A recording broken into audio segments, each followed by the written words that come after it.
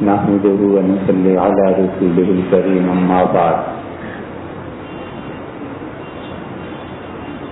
اللہ تعالی نے ارشاد فرمایا کہ ان سعیکم لشتی، اور دیکھو زندگی کے میدان میں تمہاری مساعی، کوششیں، اعمال، ایکٹیویٹیز بہت مختلف ہیں۔ یہ جو شتیٰ ہے شتیت کی جمع ہے، اور متفرق اور منتشر ہو جانے والے، یہ اس معنی میں آتا ہے۔ تو اللہ نے بتا دیا کہ انسانوں کی کوششیں مختلف ہیں، اور پھر اس کی دو بڑی واضح مثالیں دیں۔ اگر آپ کے ذہن میں ہو تو پچھلے جمعے کو یہ بات آئی تھی کہ اللہ تعالی نے دو متضاد چیزوں کا ذکر فرمایا۔ ایک یہ کہا کہ رات جب ڈھانپ لے اور دن جب اجلا ہو جائے،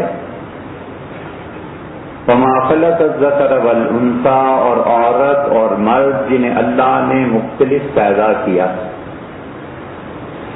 اب یہاں بھی دو مختلف چیزیں بتا دیں اور بہت خوبصورتی سے اللہ نے مثال دی، اور اللہ تعالی نے فرمایا کہ ان سعیکم لشتی، تمہاری مساعی مختلف ہیں۔ کچھ لوگ کفر کے لیے کام کرتے ہیں، جہالت کے لیے کام کرتے ہیں، دنیا میں شر پھیلانے کے لیے کام کرتے ہیں، اور کچھ لوگ ایسے ہیں جو خیر کے لیے کام کرتے ہیں اور نیکی اور خیر کو واضح کرتے ہیں۔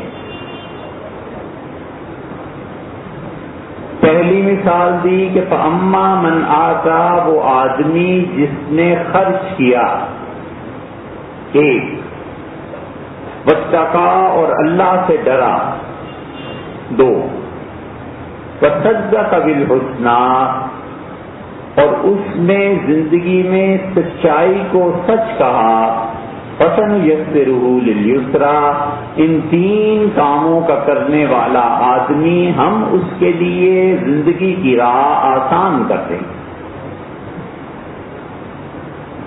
اور بالکل ٹھیک اس کے برعکس دوسری مثال ساتھ ہی ذکر کر دی اور فرمایا کہ وَأَمَّا مَن بَخِلَ وَاسْتَغْنَىٰ،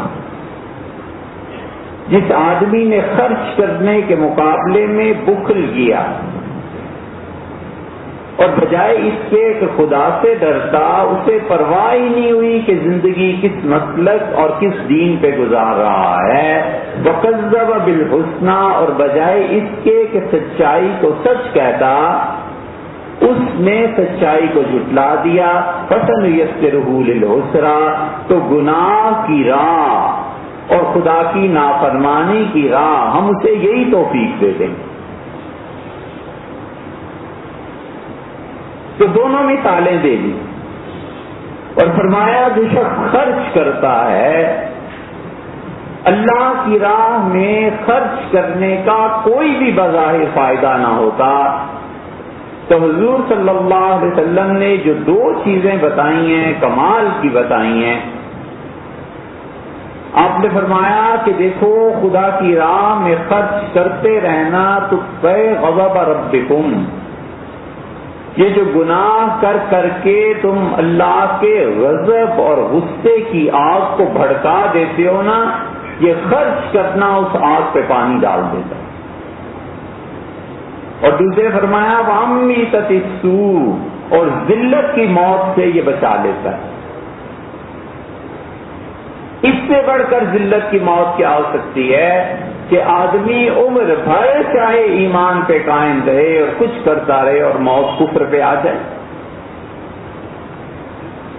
صحابہ رضی اللہ عنہ خرچ کرنے میں اتنے زیادہ منہمک تھے کہ ابن مسعود رضی اللہ عنہ کہتے تھے ہم میں سے کوئی بازار جاتا تھا، محنت مزدوری کرتا تھا، شام کو چند پیسے اسے ٹکے ملتے تھے اور وہ آ کے حضور صلی اللہ علیہ وسلم کی خدمت میں اس میں سے بھی کچھ دے دیتا تھا اور کہتا تھا یہ اللہ کی راہ میں خرچ کر دیجئے میری طرف۔ ایک آدمی آیا اور ایک اونٹنی اس نے دی، سامان سے لدی ہوئی، اور کہا اللہ کے رسول خرچ کر دیں۔ حضور صلی اللہ علیہ وسلم نے فرمایا 700 اونٹنیاں قیامت میں اللہ سے میں لے کے دوں گا تم سے۔ اندر کا اخلاص ہے اللہ کے لیے۔ یاد رکھو جو شخص اللہ کے لیے کام کرتا ہے خدا کی غیرت گوارا نہیں کرتی کہ اس کا احسان رکھے، ضرور دے دیتا ہے، واپس دیتا ہے۔ محلے میں آپ کا آدمی ملک سے باہر چلا جائے، 2 سال بعد 4 سال بعد واپس آئے، گھر والوں سے پوچھے کہ کسی نے خیال رکھا، تو کہتے ہیں اس پڑوسی نے خیال رکھا، بیچارہ ہر ہفتے دوسرے چوتھے دن پوچھ لیتا تھا کہ بہن کوئی چیز چاہیے ہو ہم حاضر ہیں۔ ہم کتنی قدر آتی ہے آدمی کو کہ میری غیر موجودگی میں میرے گھر والوں کا خیال رکھا۔ بس ایسے ہی ہم اور آپ بظاہر اللہ ہمارے سامنے نہیں، لیکن ہم اللہ کی مخلوق کا جتنا بھلا کریں گے جب اسے ملیں گے تو کہے گا شاباش تم نے میرے بندوں کا خیال رکھا تھا، ہم تم سے خوش ہیں۔ یہ مثال ہے، وگرنہ تو اللہ آپ بھی دیکھتے ہیں۔ اتنا خرچ تھا کہ نبی کریم صلی اللہ علیہ وسلم نے فرمایا تم ایک کھجور جو اللہ کے رستے میں کسی کو کھلا دیتے ہو، اللہ اسے اپنے دائیں ہاتھ پہ ہتھیلی پہ رکھ لیتا ہے اور کہتا ہے میرے بندے نے ایک کھجور میرے لیے بھیجی ہے، اس کو تجارت میں لگا دو، اس کی کتنی قیمت ہے تجارت میں لگا دو۔ اور آپ نے فرمایا جب قیامت میں وہ ملے گا تو اللہ احد پہاڑ کے برابر اجر یا سونا اسے دے گا، اور وہ کہے گا اللہ میں نے تو اتنی خیرات کی نہیں۔ کہیں گے وہ جو ایک کھجور تھی نا تم نے میرے لیے دی تھی، ہم نے تجارت میں لگا دی، اور تمہیں پتہ ہے میری تجارت میں نقصان نہیں ہوتا۔ اس لیے خدا کی راہ میں خرچ کرے۔ حضور صلی اللہ علیہ وسلم سے ایک آدمی نے کہا، بڑی دلچسپ باتیں صحابہ رضی اللہ عنہ پوچھتے تھے، وہ کہا اللہ کے رسول خدا کی راہ میں خرچ کرنے کے لیے اگر کسی آدمی کے پاس پیسے نہ ہو تو کیا کرے؟ آپ نے فرمایا اسے تعلیم دے دو، یہ بھی اللہ کی راہ پہ خرچ کر۔ اسی لیے رسول اللہ صلی اللہ علیہ وسلم اپنے زمانے میں عورتیں آتی تھیں، مرد آتے تھے، ان کا نکاح قرآن پہ پڑھا دیتے تھے۔ اب یہ درست نہیں رہا، لیکن کیونکہ حق مہر کوئی چیز ہونی چاہیے، لیکن اس وقت تعلیم حق مہر تک بن جاتی تھی۔ اتنا توسع تھا رسول اللہ صلی اللہ علیہ وسلم کے ہاں کہ آپ فرماتے تھے اچھا کتنا قرآن پڑھا ہے؟ وہ کہتا اتنا پڑھا ہے۔ فرماتے تھے اپنی بیوی کو سکھا دو گے؟ وہ کہتا تھا پڑھا دوں گا۔ فرماتے تھے بس یہی تمہارا حق مہر اور میں نے نکاح کر دیا۔ عورتیں آتی، اللہ نے کہا ان وہبت نفسها للنبی، اگر عورت خود اپنے آپ کو پیش کرے نبی علیہ الصلوۃ والسلام کے لیے، او اراد النبی ان یستنکحها، یا نبی صلی اللہ علیہ وسلم کا ارادہ کسی عورت کے متعلق کو نکاح کریں گے، اللہ نے کہا ہم نے آپ کو اجازت دی ہے خالصۃ لک من دون المؤمنین، ہم نے صرف امت میں پوری دنیا میں یہ رعایت آپ کو دی ہے، آپ کے علاوہ کسی کو۔ اسی لیے اللہ نے دوسری جگہ فرمایا کہ اے نبی صلی اللہ علیہ وسلم اللہ نے نکاح کے معاملے میں آپ پر ذرہ برابر تنگی نہیں رکھی، آپ جس کو چاہیں الگ کر دیں، جس سے چاہیں شادی کر لیں، ہم نے آپ پر کوئی پابندی نہیں لگائی، یہ صرف آپ کے لیے، امت کا اس میں کوئی حصہ نہیں۔ عورتیں آتی تھی اور کہتی تھی حضور صلی اللہ علیہ وسلم سے کہ ہمیں اپنے نکاح میں لے لیں، اور آپ چپ ہو جاتے تھے۔ اور یہ بھی ہوا ہے کہ رسول اللہ صلی اللہ علیہ وسلم نے فرمایا میں نے نکاح کر لیا، جب آپ اس کے قریب گئے تو اس نے کسی بھی وجہ سے کہا کہ اس کو بھی معاذن اللہ کی پناہ مانگتی ہوں، تو آپ نے فرمایا تو نے بڑی ذات کی پناہ مانگی ہے، میں نے تو پیغام بھیجا نہیں تھا، تم نے اپنی خوشی سے نکاح کیا تھا، چلی جاؤ گھر۔ انس رضی اللہ عنہ کہتے ہیں ہمیں حکم ہوتا تھا کہ اس کو کچھ دے دو، کہ بہرحال اس نے نکاح کیا ہے، تو ہم ان کی خدمت کچھ کر دیتے تھے، وہ چلی جاتے۔ سورہ احزاب کو پڑھا نہیں نا، اس لیے یہ جتنے لوگ شادیوں پہ حضور صلی اللہ علیہ وسلم کے اعتراض کرتے ہیں، اگر وہ سورہ احزاب کو پڑھ لیتے تو انہیں سمجھ آ جاتی کہ اللہ نے انہیں کتنی رعایتیں دی ہیں، اور اس کے بعد کہا ہے کہ صرف آپ کے لیے، آپ کی امت کا اس میں کوئی حصہ نہیں۔ تو حضور صلی اللہ علیہ وسلم فرمایا اچھا تعلیم دے کہ اللہ کے رسول پڑھا لکھا بھی نہ ہو، تو حضور اقدس صلی اللہ علیہ وسلم نے فرمایا وَلَوْ بِجُمْلَةٍ وَلَوْ بِكَلِمَةٍ طَيِّبَةٍ، ایک اچھی بات تم جو اپنے دوست سے کہہ سکتے ہو، خوشی سے مل سکتے ہو، ہنس کے مل سکتے ہو، یہ بھی اللہ کی راہ میں خرچ کرنا ہے۔ اس نے کہا اللہ کے رسول یہ بھی نہ ہو کسی آدمی کے پاس اور 24 گھنٹے منہ چڑھا رہے، تو آپ نے فرمایا لوگوں کو اپنے شر سے بچانا، یہ بھی اللہ کی راہ میں خرچ کرنا۔ اس سے افضل کیا بات ہوگی کہ آدمی اپنے شر سے لوگوں کو محفوظ رکھے، نہ ملے۔ اگر وہ سمجھتا ہے کہ میری شرارتوں سے لوگ محفوظ نہیں رہیں گے، میری اصلاح نہیں ہوئی، میں ابھی انسان نہیں بنا، تنہا ہو جائے، لیکن لوگوں کو اپنی شرارتوں سے محفوظ رکھے، وگرنہ اللہ کی یہ مخلوق قیامت کے دن اس کے خلاف کھڑی ہو جائے گی۔ جتنا سوسائٹی اور معاشرے کو لوگوں کے جینے کے لیے تنگ کرے گا، اتنا ہی اپنی قبر تنگ کرے گا، اتنا ہی اللہ کے ہاں مصیبت اور دشواری میں پڑ جائے۔ چپ رہے، بات بے بات گالی دے دینا، گالی تو بہت دور کی بات ہے۔ صحابہ رضی اللہ عنہ کہتے ہیں حضور صلی اللہ علیہ وسلم نے ہماری ایسی تربیت کر دی تھی کہ ہم میں سے کوئی شخص عمر بھر سچی قسم نہیں اٹھاتا تھا، ڈرتا تھا اللہ سے۔ بات بے بات قسمیں اٹھانا، فَأَمَّا مَنْ آتَى، جس نے اللہ کی راہ میں خرچ کر دیا۔ اسی لیے حضور صلی اللہ علیہ وسلم نے فرمایا کہ اگر رشک کرنا ہو کسی کی زندگی کو دیکھ کے کہ خدا تمہیں ایسی زندگی دے دے، تو ایسے آدمی کو دیکھو جسے اللہ نے دو چیزیں دے دی۔ ایک تو اللہ نے اسے قرآن کا علم دے دیا، دن اور رات وہ قرآن کے پیچھے پڑا ہوا ہے، سمجھاتا ہے لوگوں کو قرآن پہ بات کرتا ہے، خود تلاوت کرتا ہے، قرآن کو سمجھتا ہے، اور دوسرے اس شخص کو اللہ نے مال دے دیا، دن اور رات لوگ آتے ہیں اس کے پاس اور اپنے مال کو خرچ کرتا ہے۔ آپ نے فرمایا لا حسد الا فی اثنتین، حسد نہ کرنا، لیکن یہ آدمی ایسا ہے جس کی زندگی واقعی قابل رشک۔ مگر کم جگہ ہیں جہاں دونوں چیزیں جمع ہوں، قرآن اور مال دونوں جمع ہو جائیں، اور اگر جمع ہو جائیں تو پھر اس کے بعد دو سوال ہر جگہ لکھے ہوئے ملیں گے۔ ایک تو ہر کوئی یہ کہے گا کہ اس کے پاس پیسہ کہاں سے آیا، ایسا بےہودہ سوال ہے، ایسا بےہودہ سوال ہے کہ جو لوگ مہذب ہوتے ہیں، جو تہذیب یافتہ ہوتے ہیں، کوئی نہیں پوچھتا تمہارے پاس پیسہ کہاں سے آیا۔ آپ انگلینڈ امریکہ چلے جائیے، جن قوموں کی کسی حد تک تہذیب ہو گئی ہے، کوئی نہیں پوچھتا کہ میاں پیسہ کہاں سے کمایا، یہ اس کا کام تھوڑا ہی ہے، یہ تو انکم ٹیکس والوں کا کام ہے، وہ پوچھے کہ پیسہ کہاں سے آیا۔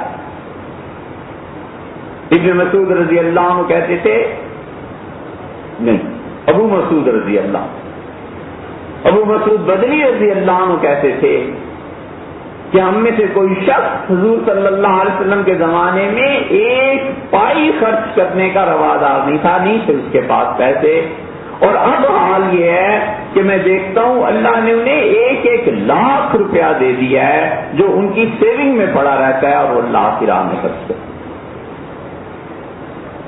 یہ دن اور رات ہیں، کبھی اللہ اس کو دے دیتا ہے، کبھی اس کو دے دیتا ہے، دینے والا بھی وہ اور خرچ کی پھر توفیق دینے والا بھی وہ، فقط پیسہ کوئی چیز نہیں، جب تک کہ اس کے پیچھے خدا کی توفیق نہ ہو. ایک یہ سوال پیسہ کہاں سے آتا ہے بھائی، کیا تعلق ہے آپ کا؟ اور اگر جواب مل بھی جائے یا نہ ملے، دوسرا اعتراض یہ کہ جی کون سا خود کمایا ہے؟ کوئی نہیں کماتا میاں، اللہ ہی دیتا ہے.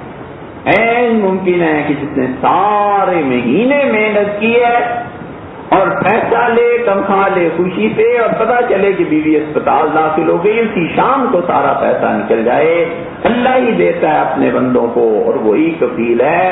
خدا اگر بھوک کا دروازہ بند نہ کرے اور خدا اگر لوگوں کی ضروریات کا کفیل نہ ہو تو اللہ نے کہا ہے کہ ہم تم میں سے کسی کو خزانہ دے دیں. اذا لامسکتم خشیۃ الانفاق، تو تم خزانہ خرچ نہیں کرو گے اس ڈر سے کہ میں خود گھر میں کل کیا کھاؤں. اسی لیے قرآن مذمت کرتا ہے تنگ دلی، اور قرآن مذمت کرتا ہے ان لوگوں کی جو خدا کی راہ میں خرچ نہیں کرتے. اس لیے دیکھنا یہ کہ پیسہ ہے اور خرچ کر رہا ہے. اللہ نے اس کے دل میں کوئی تنگی نہیں رکھی. حضور صلی اللہ علیہ وسلم کے پاس ایک ایسا ہی کوئی تنگ دل آ گیا اور اس نے آ کے کہا کہ عبداللہ کے بیٹے یہ تمہارا مال نہیں ہے.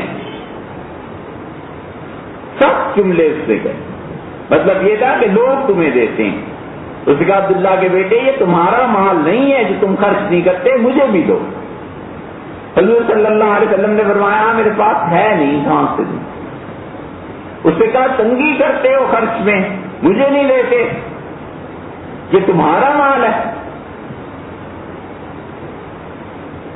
مطلب یہ تھا کہ خیانت کرتے ہو مال میں. حضور اکبر صلی اللہ علیہ وسلم نے کمال کا جواب دیا. ارشاد فرمایا سبحان اللہ، اللہ پوری دنیا کو ہدایت دینے کے لیے میرا اعتبار کرے اور مجھ پہ وحی نازل کرے، اور تم ایسے شخص ہو جس چند ٹکوں کے بارے میں میرا اعتبار نہیں کرتے. فرمایا ایسے نہیں ہے، تم مجھے کبھی تنگ دل نہیں پاؤ گے. الا ارتدہ الدین، میں تو وہی پیسے بچا کے رکھتا ہوں کہ میں اپنا قرض ادا کر لوں، باقی میں خرچ کر دوں. اسی لیے اللہ نے کہا کہ جس نے خرچ کیا واتقا، اور اللہ سے ڈرا. یہ اصل بنیاد ہے ساری انسانی اخلاقیات کی کہ اللہ سے ڈرے. انسانی اخلاقیات دنیا میں دو طرح سے باقی رہ گئی ہیں. ایک حکومت کا قانون کا ڈر جو پورا مغربی معاشرہ دیکھتا ہے. جب حکومت اور قانون کا خوف اگر ان لوگوں میں نہ ہو اور قانون کے ماتحت زندگی نہ ہو تو یہ دنیا میں بدترین جانور بن جائیں. جب بجلیاں چلی جاتی ہیں اور جب تنہائیاں ہوتی ہیں تو پھر کیا ہوتا ہے یہ سب جانتے ہیں. پھر ان میں اتنا بھی اخلاق نہیں رہتا جتنا ایک گناہگار مسلمان میں رہتا ہے. قانون کا نفاذ معاشرے کو جبراً پابند کرتا ہے کہ تم لوگ قائم رہو انسانی اخلاقیات. اور اندرا گاندھی اپنے زمانے میں کہتی تھی اور ہم سنتے تھے، وہ کہتی تھی اپنے اوپر خود ہندوستان کے لوگ قانون نافذ کریں بجائے اس کے کہ ہم پارلیمنٹ میں قراردادیں پیش کر کر کے اور پھر قانون بنائیں، اپنے پہ خود قانون کو نافذ کریں. سی ڈی اے اگر کہہ دے کہ راستے میں کاغذ کا پھینکنا منع ہے تو جو پھینکے گا وہ گناہگار ہوگا، اللہ سے توبہ کرے. اتھارٹیز ہیں، ان کی صحیح باتیں مان لی. قانون کے خلاف کیسی زندگی گزاری جا سکتی. سیدنا عمر رضی اللہ عنہ نے گھوڑا لیا اور اس سے کہا کہ کتنے میں 800 پہ غالباً طے ہو گیا. فرمایا میں سواری کر لوں، چیک کر لوں. اس سے کہا جی. تو عمر رضی اللہ عنہ بیٹھے اور جب گھوڑے کو اینڈ لگائی تو گھوڑا ٹھیک نہیں تھا، شرارتی تھا، گر گیا، داغ لگ گیا. حضرت عمر رضی اللہ عنہ سے کہنے لگا آدمی کہ 800 میرے پکے ہیں، مجھے نہیں پتا کیا ہوا ہے. آپ نے فرمایا میں نے اسے چیک کیا ہے، اس پہ سواری کی ہے، یہ گھوڑا ٹھیک نہیں ہے، 800 کیسے دے دیں. اس نے کہا امیر المومنین 800 کے علاوہ جان نہیں چھٹے گی. حضرت عمر رضی اللہ عنہ کی عادت یہ تھی کہ وہ بجائے جھگڑے میں پڑنے کے فوراً کہتے تھے اچھا کسی تیسرے آدمی کو ثالث مقرر کر لو ہمارا فیصلہ کر. شریح رحمت اللہ علیہ اس وقت کوئی 18-20 سال کے جوان لڑکے ہوں گے، اس سے کہا یہ فیصلہ کرے گا. فرمایا شریح مجھے قبول.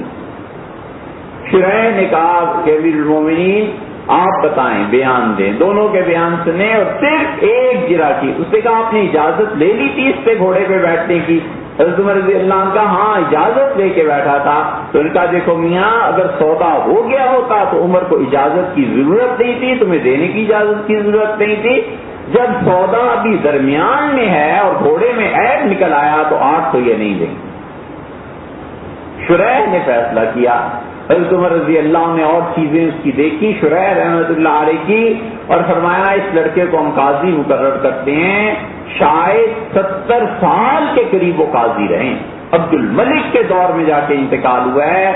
درمیان میں چند ایک سالوں کے یہ لوگ انصاف کرنے والے تھے. تو قانون کی بنیاد پر اخلاقیات یا پھر دوسری چیز جو اب دنیا میں بہت کم ہے وہ اللہ خوف، اللہ کا روب، اللہ کا دبدبا کہ نہیں اگر میں انصاف نہیں کروں گا، اللہ سے نہیں ڈروں گا تو یقیناً قبر تنگ ہو جائے گی، یقیناً اللہ کے ہاں جوتے پڑیں گے. مجھے اپنی زندگی تقویٰ کے ساتھ گزارنی ہے. اگر لوگ میرے شر سے محفوظ نہیں رہ سکتے، میں اتنا شریر ہو گیا ہوں تو تنہا ہو جاؤں مگر خدا کی مخلوق کو تنگ.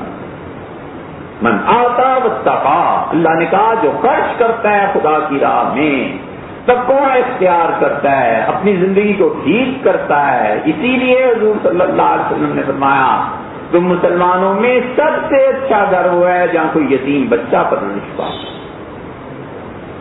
آپ نے فرمایا اس کے سر پہ ہاتھ رکھو اور جتنے تمہاری ہتھیلی ہاتھ کے نیچے بال آ گئے اللہ اتنی نیکیاں تمہارے لیے اسی وقت. واتقا، اللہ سے ڈرے. اسی لیے قرآن نے بڑی زبردست مثال دی ہے. اللہ کہتا ہے دوسروں کا مال مت کھاؤ، اور دیکھو تم اگر خود مر جاؤ اور تمہاری اولاد یتیم ہو جائے تو تم کیا پسند کرو گے کہ تمہارا مال لوٹ کے کوئی لے جائے؟ آدمی اپنے دل پہ ہاتھ رکھ کے سوچے نا. اور اسی لیے صحابہ کرام رضی اللہ عنہ بچتے تھے، بہت تقویٰ تھا. یہ تقویٰ کے ساتھ زندگی گزارے گا. صدق بالحسنی، تیسری بات آ گئی. اللہ نے کہا سچائی کی تصدیق کرتا ہے. روز امتحان ہوتا ہے، سچا کون ہے جھوٹا کون ہے. ہمیشہ سچ کا ساتھ دیتا ہے، جھوٹ کا ساتھ نہیں دیتا. سچ کا ساتھ دے اگرچہ اس کی زد جا کر اپنے ماں باپ پر پڑے. اللہ نے کہا سچ بولنا اگرچہ اس کی زد اب والدین، تمہارے والدین پہ پڑے، تمہارے رشتے داروں پر پڑے، غریب پر پڑے، امیر پر پڑے. امیر کے خلاف گواہی دینی پڑ جائے تو کر گزرنا اس لیے کہ اس کا پیسہ تمہیں سچ کہنے سے نہ روکے. اور غریب کے خلاف سچائی کی بات کرنی پڑے، کر جاؤ سچائی کی بات، غریب پر ترس کھا کے ایسے نہ کرتے. صدق بالحسنی، سچائی کی تصدیق کرو. اسی لیے حضور اقدس صلی اللہ علیہ وسلم نے فرمایا، ایک جگہ آیا ہے اللہ لعنت بھیجتا ہے، اور ایک جگہ آیا ہے اللہ نفرت کی نگاہ سے دیکھتا ہے. تیسرے مقام پہ آیا ہے خدا قیامت میں اس شخص سے بات نہیں کرے گا 3 آدمیوں سے. کیا گیا اللہ کے رسول 3 آدمی کون سے؟ آپ نے فرمایا خرچ کرتا ہے اور پھر جتاتا ہے کہ میں نے تم پہ فلاں وقت یہ دیا تھا، یہ دیا تھا، یہ دیا تھا. تو جو جتاتا ہے وہ اللہ کے لیے خرچ نہیں کرتا، وہ اپنے نفس کے لیے گویا کہ خرچ کرتا. حضرت بلال رضی اللہ عنہ جانا چاہتے تھے جہاد پہ، حضرت ابوبکر رضی اللہ عنہ منع فرماتے تھے کہ مدینہ منورہ میں رہو، میرے ساتھ رہو. محبت کی وجہ سے تو ایک دن آئے اور کہنے لگے کہ ابوبکر آپ نے مجھے اللہ کے لیے آزاد کیا تھا یا اپنے لیے؟ حضرت ابوبکر رضی اللہ عنہ کا اللہ کے لیے. انہوں نے کہا پھر جانے نہیں دیتے. حضرت ابوبکر رضی اللہ عنہ چپ ہو گئے اور اشارہ فرمایا کہ جہاں جی چاہے چلے جاؤ، اللہ کے لیے آزاد کیا. اور دوسرا حضور صلی اللہ علیہ وسلم نے فرمایا وہ آدمی جسے حکومت میں عہدہ مل جائے اور جھوٹ بولے، مطلب اتنا بڑا عہدہ جو مل گیا تو شرم آنی چاہیے جھوٹ بولنے سے. آپ نے فرمایا نہ خدا اسے پاک کرے گا، نہ قیامت میں رحمت کی نظر سے اسے دیکھے گا، اور نہ ہی اللہ اس سے بات کرے گا. جو بڑا عہدہ مل گیا اور جھوٹ بولتا ہے، شرم آنی چاہیے جھوٹ بولتے ہوئے، بڑائی روکتی ہے، عہدہ روکتا ہے کہ یار کیا کہیں گے لوگ. اور رسول اللہ صلی اللہ علیہ وسلم فرمایا ایسا بوڑھا جس کا جسم اجازت نہ دے معاذ اللہ، اور بوڑھا زانی پھر بھی وہ زنا کے چکر میں پڑا ہوا ہو، فرمایا یہ 3 آدمی ایسے ہیں جن کو خدا پاک نہیں کرے گا، یعنی جہنم کی آگ پاک کرے گی، خدا کی رحمت پاک نہیں کرے گی. اس لیے اللہ کہتا ہے وصدق بالحسنی، جس نے سچائی کی تصدیق کی، سچے کو سچا اور جھوٹے کو جھوٹا کہا، فسنیسرہ للیسرا، ہم اس کے لیے ساری منزلیں آسان کر دیں گے. موت آسان، صبر آسان، صبر سے اٹھنا آسان، 50,000 سال کا دن اور لوگ پریشانی تباہی میں پھنسے ہوئے ہیں، اور اللہ کہتا ہے قوم من فزع یومئذ آمنون، اور اس دن کی گھبراہٹ سے ہم اس شخص کو اپنی پناہ میں رکھیں، اپنے پاس بٹھا لیں. ایک دن کی گھبراہٹ برداشت نہیں ہوتی، 50,000 سال کا دن ہے. کیا کرنا ہے؟ اللہ نے کہا میرے اچھے بندے یہ ہیں، اور پھر اس کے برعکس دوسرے بندوں کی مثال دی جو جھوٹ بولتے ہیں اور ایسے اور ایسے. آئندہ جمعے کو انشاءاللہ اس کے بعد